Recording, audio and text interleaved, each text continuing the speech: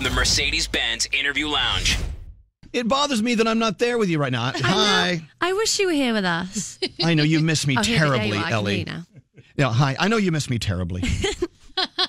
Hey, by the way, getting up early in the morning and coming in to sing, to use your voice. Can she hear me? No, we're gonna fix it. We're gonna fix it. Yeah, I can just about hear you. All right. Well, I really have nothing important to say as usual. All right, perfect. There you go. Now I'm loud in your ear holes. Getting up early and sounding that great can't be easy, but you have, every artist we know has a unique warm-up routine you go through. What is yours? It'll be everything from, so I do the rolls, which is kind of typical, like, but I also do kind of operatic stuff like, and really, because even though I don't opera sing, it really gets everything. Hey. Yeah. You know what's wild? I just did that, Ellie, and did you hear what came out of me? Yeah, that was pretty good. Wait, what did you do? Whoa. Wait a minute. Are you grabbing your privates to hit No, that? and usually, Ellie, it's not a very sweet thing when you hear a guy say, hey, did you hear what just came out of me? My apologies. Well, look, I know Swaley's in town somewhere. How come he didn't come up today? I don't know, but he wants to meet up. But this is too early. And maybe it's a bit too early. Yeah, because I'm quite an early. Well, actually, that's a complete lie. I'm not an early person. No, but I can deal with it. Like I was up at 5, and I was So I was fine. It is weird. Yeah. Well, so I'm in LA, so I had to wake up at 12:30 to come to work. So I'm like, you're looking pretty fresh. Not gonna lie. So let me tell you a few things about Ellie. You're living in New York City. What percentage Just of your life down the road from here, actually. Oh, really? So you're officially a New Yorker now? How often? How long are you here when you're here?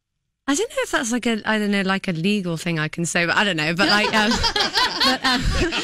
she's scamming the voting system. I am here a lot. I go between really New York and London. So I do have a house in London. Yeah, so I stay there sometimes as well. Let me tell you, and she's probably not going to admit it, so I'm going to admit it anyway. Ellie is doing a lot for our city. So on behalf of New York City, like I'm the mayor or something, I know that you work with a lot of important organizations elevating our homeless in New York City.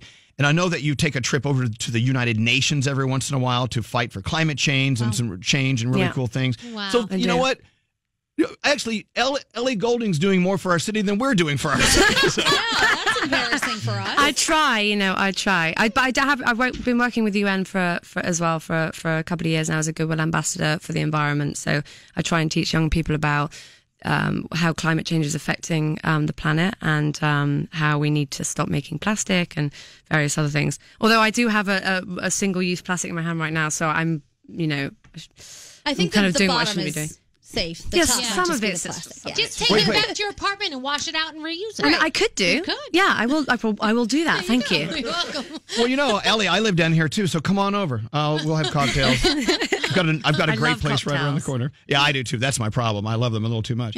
Now, so we're always fascinated, Ellie, with the artists who come to visit us and asking them what their writing style is like. Now, I heard that when you go to write your music, you have to shut off the world. You don't listen to anyone else's music at all. Yeah, I'm a complete loner.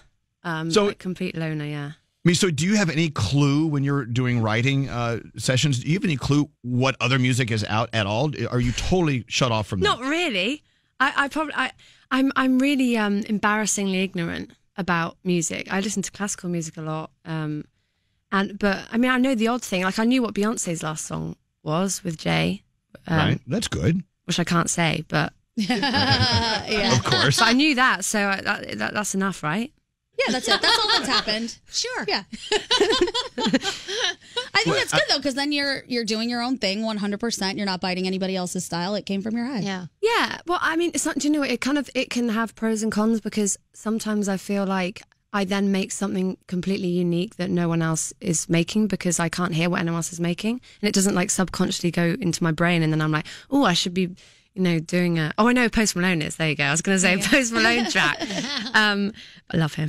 But also, it can... You might end up making a sound that's from last year or the year before, which is not, really helpful.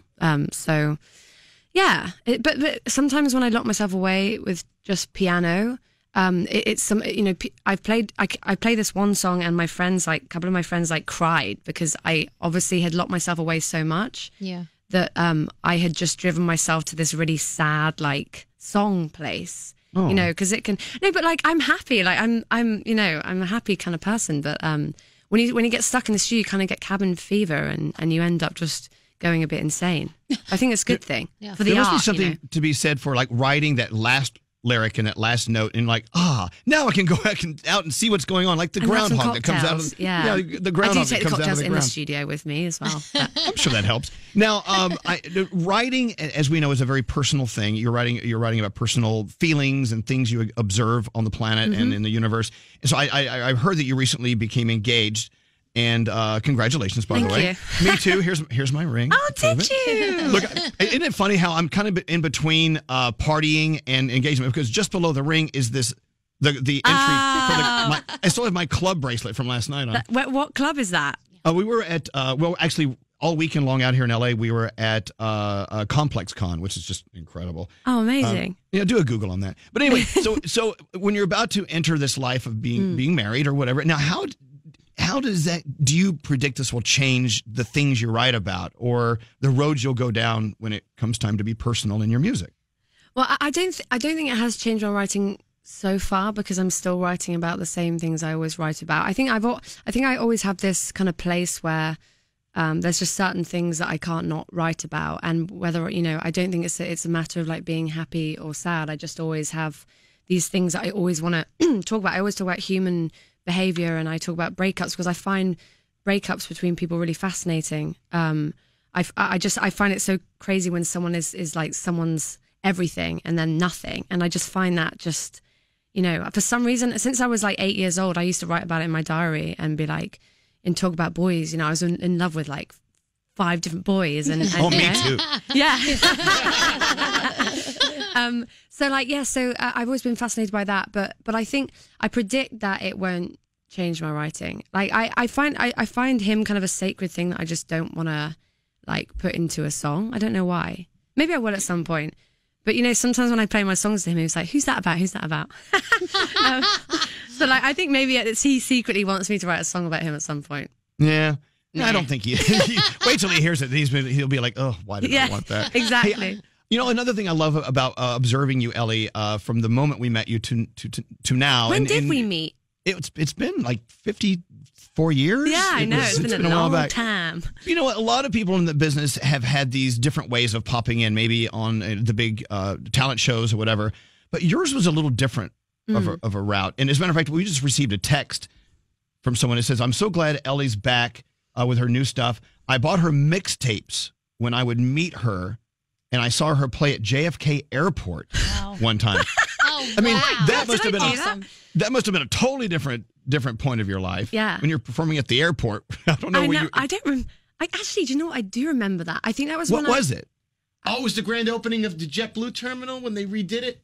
Wow. Or the Delta terminal, one of the two, when they debuted the new. Yeah, I remember that. Yeah, I do remember it now. I had my guitar. That was back in my guitar days. I don't play guitar as much anymore, but I remember that. Yeah. And people, you would sell your mixtapes or your music to people. I remember you would give it to them. I did. I made my first album in a bedroom outside London with this guy Star Smith, and I would make. I did make mixes, but I don't know how they've had a mix, but yeah, I mean, I did. I hustled a bit, back in the day, and I would play open mic nights and around London, but I was still at university, so I'd kind of go back and forth. So, and I had 2 jobs as well, so that was like a busy time. But doesn't that make you appreciate all this more? Like, because you really worked your butt off to get here. Yeah, it does, and I think I always remember that whenever I'm being a bit irrational or grumpy, as my partner calls me. Grumps. Yeah, I get that too. I do have to always remember that, and it's been like 10 years since I started out, and I'll always remember those times. Well, it's good. We all remember those times, but I'm still grumpy as all hell anyway. It doesn't really change anything. Yeah, right. Well, I can't thank you enough for coming in today. And we love just watching you on the sidelines. And whenever you want to bring us some new music, Send it our way. Yes. Thank Just you, walk I it down the will. street. I mean, I literally just bring it in and drop it off, if anything. Yeah. And I can't believe that you haven't picked up the New York accent since living here. This is the strangest thing. But I do a bit. Like I started like saying the odd thing. Like we'd say like a couple of drinks, but now I say couple drinks. yeah, there you go. Yeah. So like I have kind of got the odd little thing, but no, I think I'll always be be quite British. Well, we in New York have done our best to preserve the Queen's language, as you know. Hey, That's what we've done. Yeah, we've done our own thing with it. Do me one more favor before you leave, and we're asking this of all of our favorite guests and artists that roll through here.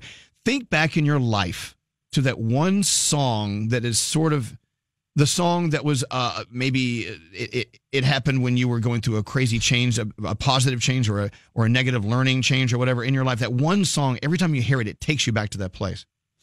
I think it would have to be. I mean, one of my favorite albums of all time is "Miseducation" of Lauryn Hill. Oh, that's yeah. a good one. So when I first heard that record, I suspect that was the first record that made me want to be a singer. Really? Yeah. Here, play a little bit. Do we have some?